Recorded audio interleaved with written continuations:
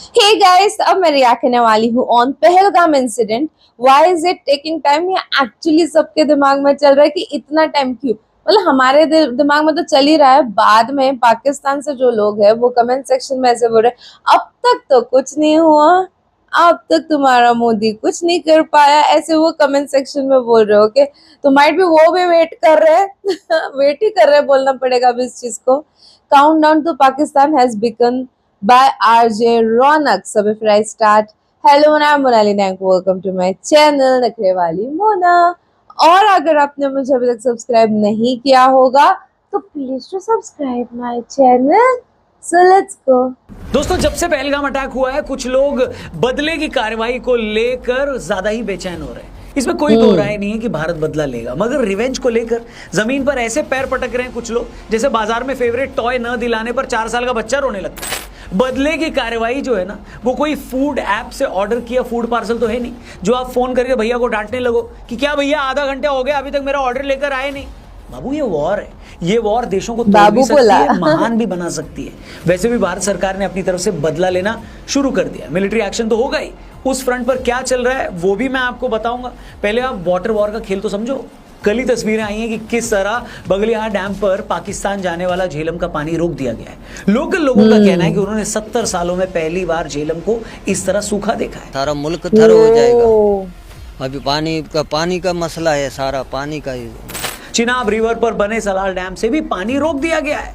सोचे जरा, ये पानी जो पाकिस्तान जाने वाला था अब नहीं जाएगा। और बात सिर्फ इतनी नहीं है, अब भारत को जब लगेगा पानी छोड़ना है भारत छोड़ भी देगा। मतलब ट्रीटी सस्पेंड हो चुकी है, इसलिए भारत पानी कब रोक रहा है कब छोड़ रहा है इसकी कोई इन्फॉर्मेशन पाकिस्तान से शेयर नहीं की जाएगी। एक साथ पानी रोक कर रखने में उसमें रेत और मिट्टी सब मिल जाते हैं। अब जैसे ये पानी एक साथ पाकिस्तान में छोड़ा जाएगा वहां बाढ़ आ सकती है। इस मिट्टी और रेत मिले पानी से 70 सालों से जो कीचड़ जमा है वो एक साथ पाकिस्तान में गया तो वहां की फसलें भी बर्बाद हो सकती हैं। मतलब सिर्फ पानी रोकने से भारत जब चाहे पाकिस्तान की गर्दन मरोड़ सकता है, और वो भिखारी मुल्क के पास सिवाय फड़फड़ाने के कोई ऑप्शन भी नहीं है। वो सिर्फ खड़े खड़े अपनी बर्बादी का तमाशा देख सकता है बस। There is no other source if India chooses to curtail this water. For the province, for the districts, for the villages and for the country as a whole could be affected severely. इसलिए मैंने कहा war का मतलब बम और missile दागना नहीं होता। आप अपनी तरफ से बिना एक ढेला खर्च किए भी सामने वाले को बर्बाद कर सकते हो। स्मार्ट मूव है ये एक्चुअली, देखा जाए तो। अब आते हैं मिलिट्री एक्शन पे। तो किसने कहा कि वो शुरू नहीं हुआ है? भारत से टेंशन के बाद पाकिस्तानी फौज सुबह शाम गोलीबारी कर रही है। हिंदुस्तान उसका जवाब भी दे रहा है। हमारे प्लेन एलओसी के पास उड़ानें भर रहे हैं। यहाँ गंगा एक्सप्रेसवे पर राफेल लैंडिंग कर रहा है। उधर अरब सागर में भारत के युद्धपोत पाकिस्तान को घेर रहे हैं। सुबह शाम पाकिस्तान को यह भी डर लगा हुआ है कि भारत कभी भी उसकी लंका लगा सकता है। ये सब वॉर का ही पार्ट है दोस्तों। पाकिस्तान की किस्मत कितनी खराब है वो जल्दी हम सबको पता लगेगा। रिपोर्ट से बता रही दोस्तों कि इस कंगाल मुल्क पाकिस्तान के पास इतना भी पैसा नहीं है कि वो भारत से एक हफ्ता भी लड़ पाए, इसलिए इसे महीना भर सिर्फ बॉर्डर पर भी बड़े-बड़े स्टेटमेंट। उसके फाइटर प्लेन युद्ध की रिहर्सल में सिर्फ उड़ाने भी भरते रहते। इसकी आर्मी ईस्टर्न बॉर्डर से वेस्टर्न बॉर्डर पर यहां से वहां भी होती रही तो इतने में ही इस पंचर देश की ट्यूब फट जानी है। बिना युद्ध लड़े, बिना किसी वॉर ही इसकी फौज सरेंडर कर देगी। भारत के हमले के डर से पाकिस्तान ने लाहौर कराची के एयर स्पेस में उड़ानें बंद कर दी। हाफिज सईद जैसे चूहों को बिल में छिपा दी है। पीओके के लोगों को बोला है कि महीने भर का राशन खरीद कर रख लो। इसी राशन के लिए भी पीओके में मारामारी मच रही है। एलओसी के एरियाज के जितने भी डिपो हैं उन पर जा रहा है। इस वक्त तक हम एक माह का जो है स्टॉक गला कर चुके हैं। इस तरह जब आप दुश्मन को इस बात में उलझा कर रखते हो कि कब युद्ध होगा, कहां होगा, तो इससे दुश्मन की फौजें भी दिमागी तौर पर टूटने लगती हैं। किसी भी वॉर में सबसे मुश्किल पार्ट होता है बैठकर वॉर शुरू होने का इंतजार करना, और भारत वही गेम अब पाकिस्तान के साथ खेल रहा है। भारत को अच्छे से पता है कि इस वेटिंग गेम में पाकिस्तान की आर्मी जरूर पैनिक करेगी, और जैसे ही उसने पैनिक में कुछ उल्टा सीधा किया तो फिर भारत को उसे अच्छे से पेलने का लाइसेंस भी मिल जाएगा। इसलिए जिन भी लोगों को यह लग रहा है कि भारत वॉर स्टार्ट क्यों नहीं कर रहा है, उन लोगों को समझाओ कि भैया युद्ध की टाइमिंग भी किसी भी युद्ध के साइकोलॉजिकल वॉर गेम का बड़ा पार्ट होती है, और भारत अभी पाकिस्तानी फौज के साथ वही गेम खेल रहा है। मगर भारत में ही कांग्रेस पार्टी के कुछ नेता राफेल का खिलौना दिखाकर हमारी फौज की बेइज्जती कर रहे हैं। बोल रहे हैं कि क्या हमने इसे नींबू मिर्ची लगाने के लिए खरीदा था। अब राफेल ले आए, अच्छा, नींबू मिर्च बांधकर खड़ी किए हुए हैं। ये किस जो लाए हैं उसका उपयोग कब होगा?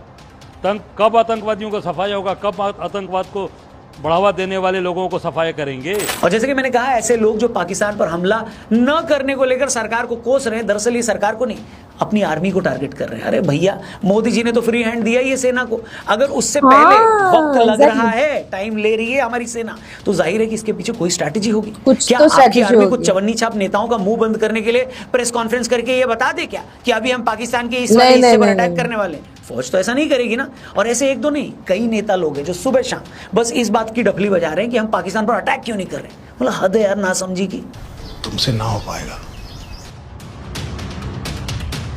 ये बात हम सबको पता है कि भारतीय फौज के सामने पाकिस्तान की कोई औकात नहीं है, लेकिन पाकिस्तान के साथ किसी भी तरह का वॉर शुरू करने से पहले भारत ये भी देख लेना चाहता है कि दुनिया के बड़े बड़े देश कहां खड़े हैं, खास तौर पर यूएस। भारत इतने दिनों से यूएस को अच्छे से समझाने में कामयाब हो गया है कि पहलगाम में जो हुआ इसके पीछे पाकिस्तानी फौज का हाथ है। तभी आप देखिए, यूएस के डिफेंस सेक्रेटरी ने भारत को खुलकर समर्थन किया है। पहलगाम अटैक के बाद यूएस ने वही बोला है जो 7 अक्टूबर 2023 के हमले के बाद इसराइल को लेकर बोला था यूएस ने। तब भी यूएस ने इसराइल को लेकर यही कहा था कि we support Israel right to self defence. Pahalgam हमले के बाद भी यूएस यही बोल रहा है कि we support India's right to self defence. इन सारे बयानों के अलावा यूएस के वाइस प्रेसिडेंट के स्टेटमेंट ने तो एक तरह से पाकिस्तान की पैंट ही गीली कर दी है। उन्होंने कहा है कि भारत कोई भी मिलिट्री एक्शन लेते वक्त यह ख्याल रखे कि यह युद्ध पूरे रीजन में न फैल जाए।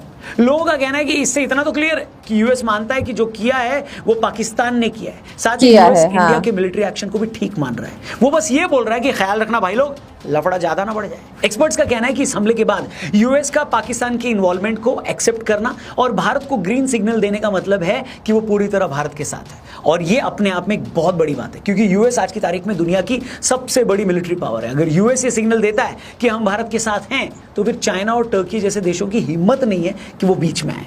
बात यह है कि अगर भारत के पास यूएस का अश्योरेंस ना हो और इस बीच चाइना भी हमारे ईस्टर्न बॉर्डर पर बदमाशी शुरू कर दे और वहां पिद्दी बांग्लादेश भी नॉर्थ ईस्टर्न स्टेट में अपनी औकात दिखा दे, तो भारत के लिए तीन फ्रंट पर लड़ना मुश्किल हो सकता है। अब कुछ लोग ये सारी कैलकुलेशन नहीं करते, उन्हें सिर्फ सोशल मीडिया पर अपनी उंगलियां या मुंह चलाकर बकलोली करनी होती है। अब भारत सरकार अगर ये कह दे कि हम पाकिस्तान पर हमला करेंगे, तो कर्नाटक में एक नेताजी बोलते हैं कि हमें पाकिस्तान पर हमला नहीं करना चाहिए। जब हमला करने से पहले हम टाइम ले रहे हैं, तो इसी कांग्रेस के कुछ नेता लोग बोल रहे हैं कि इतना टाइम क्यों ले रहे हो, राफेल क्या नींबू मिर्ची लटकाने के लिए खरीदे थे।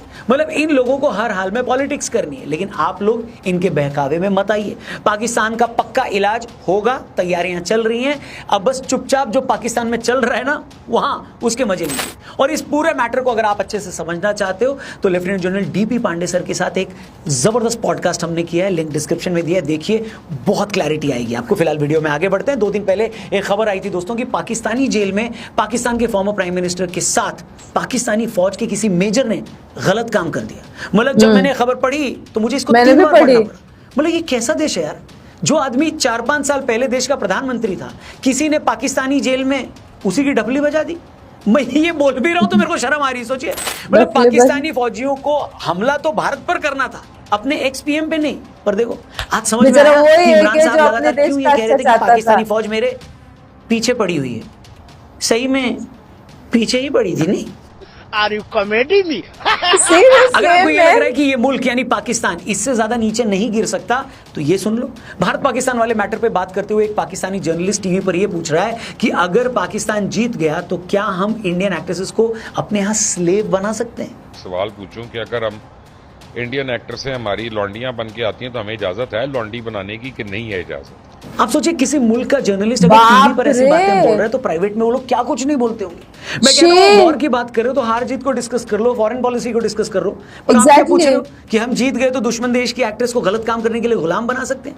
इसलिए अगर इस कौम के लिए ये कहा जाता है कि आज भी इसकी सोच 1000 साल पुरानी है, तो इसमें कोई चीज गलत नहीं है। और बेशर्मी का सिलसिला यहीं पर खत्म नहीं होता। पाकिस्तान के एक और सीनियर जर्नलिस्ट हैं नजम सेठी साहब, ये पीसीबी के चेयरमैन भी रहे। हिंदुस्तान में बहुत सारे लोग इन्हें समझदार भी समझते थे। ये बोल रहे हैं कि अगर पाकिस्तान को अपनी फॉरेन डिप्लोमेसी इंप्रूव करनी है तो उन्हें ऐसी औरतों को डिप्लोमेट बनाना चाहिए जो बाहर जाकर गोरों के साथ शराब पी पाए। मतलब ये वो लोग हैं जो दीन की बात करते हैं, और इनकी नजर में औरतों की इज्जत क्या है, आप इनकी बातों से सुन लीजिए। You need to know the lingo, the culture, how to reach across. Sometimes you need to sit in a pub and talk about these things. एक जर्नलिस्ट दूसरे मुल्क की औरत पर बुरी नजर डालकर बैठा है और दूसरा जर्नलिस्ट अपने मुल्क की औरतों को फॉरेन डिप्लोमेसी में एक टूल की तरह इस्तेमाल करना चाह रहा है। और तो और जो लोग पाकिस्तानी पॉलिटिक्स से वाकिफ हैं, आप उनसे पूछिएगा, वो आपको बताएंगे कि यही पाकिस्तानी फौज इमरान खान की पार्टी के समर्थकों को ये धमकी भी देती है कि अगर तुमने फौज के खिलाफ कुछ गलत बोला तो हम तुम्हारी औरतों के साथ गलत काम करेंगे। मतलब औरत और सिर्फ औरत इनके दिमाग में घूमती है, फिर चाहे वो कहीं की भी औरत हो। इसलिए ये मुल्क आज वहां पहुंच गया है जहां आज ये है। इसीलिए ये मुल्क इंटरनेशनल बेगर बन के हर किसी के आगे हाथ फैलाता है, भीख मांगता है। और इसके बावजूद अकड़ देखो इनकी, हम सुपीरियर कौम है, मुसलमान हिंदुओं से बेहतर है। मतलब आटा खरीदने की इनकी औकात नहीं, और बातें इतनी बड़ी बड़ी। 48 में मौका मिला, 65 और 71 की जंग में मौका मिला, 99 में भी LOC क्रॉस कर सकते थे हम। चाहते तो संसद हमले के बाद भी इन्हें पेल सकते थे, लेकिन अब इनकी सारी लाइफलाइन खत्म हो चुकी है। तुम अमेरिका को फोन ऑफ फ्रेंड की अपनी आखिरी लाइफलाइन भी यूज कर चुके हो, और हाँ, वो भी तुम्हारा फोन उठा नहीं रहा है। तुम सही जवाब के लिए उस टर्की की तरफ देख रहे हो जो खुद चौथी फेल है। इसलिए अब तुम्हारे पास गेम क्विट करने के अलावा और कोई चारा नहीं है। तुमको खेल भी छोड़ना होगा और हो सकता है अपना देश भी। इसलिए बस इंतजार करो, ये जो तुमने गौरी फौरी नाम की मिसाइलें बना रखी है ना, उन सारी मिसाइलों को यूज करके तुम्हारा मोर ना बनाया ना इंडियन आर्मी ने। लेकिन मैं भारतीय जनता से अपील करना चाहता हूं दोस्तों, फेथ और पेशेंस रखिए हमारी फौज पर, क्योंकि काम जितना बड़ा होता है उसकी तैयारी भी उतनी ही बड़ी होती है। बस उसी तैयारी में लगी है हमारी आर्मी। इसलिए अपनी फौज के लिए कॉमेंट बॉक्स में कुछ अच्छा जरूर लिखना, क्योंकि वो फौजी जो अपनी फैमिली से दूर आपकी और हमारी रक्षा के लिए खड़ा है, आपके लिखे कुछ शब्द उसका हौसला बढ़ाएंगे। इसलिए प्लीज उनके लिए कुछ जरूर लिखना और चैनल को सब्सक्राइब करके जाना। जल्दी मिलते हैं, अपना ख्याल रखिए। जय हिंद, वंदे मातरम। ओके, यस, मैंने भी इमरान खान वाला जो है ना उसका न्यूज़ पढ़ा है ना, आई वाज लाइक शॉक। मैं टोटल शॉक हो चुकी हूँ। वो एक अकेला इंसान था पाकिस्तान से जो उस देश की इतनी भलाई चाहता था, एंड प्रोबेबली वो इस देश को कहीं एक लेवल पे लेके जाना चाहता था, एंड वो कोशिशें भी कर रहा था। तो after a long time Pakistan को कोई ऐसा इंसान मिला हुआ था, उसको भी ऐसे जेल में डाल दे, जेल में डाल तो दे, उसके साथ क्या क्या कुकर्म किया। I was literally shock. अब जब कभी भी समझो प्रोबेबली अगर वो जेल से भाग गया, चाहे समझो कुछ हो जाए, ऊपर नीचे हो जाए, चाहे कुछ हो जाए ऐसे, और जब वो भाग जाएगा, ही विल फील, जब वो आएगा ऐसे मीडिया के सामने या कहीं पे भी, फील लाइक कि मैं किसके लिए कर रहा था, मैं क्यों कर रहा था, मैं ठीक था, क्रिकेटर, वो फेम था, सब कुछ था, मैं वैसे ठीक था, मैं क्रिकेट पे कमेंट करता, बस मैं क्यों इनका भला करने गया, क्योंकि इन्होंने क्या, जैसे इनका कहना है, मेरी डफल बजा दी। ओ माय गॉड, यस, थोड़ा पेशेंस रखना तो जरूरी है, एंड पता नहीं क्या क्या हो सकता है आगे, ठीक है। एक बहुत मेजर एक्शंस लिए गए हैं ऑलरेडी, जिससे बहुत सफ़र कर सकता है पाकिस्तान। एंड लिटरली कुछ लोगों को ऐसे मन में होता है ना कि पाकिस्तान की क्या लोगों की क्या गलती है, ये वो ना, वो सॉफ्ट कॉर्नर हर किसी को एज एन ह्यूमैनिटी सबको होता था, इस बार वो भी खत्म हो चुका है।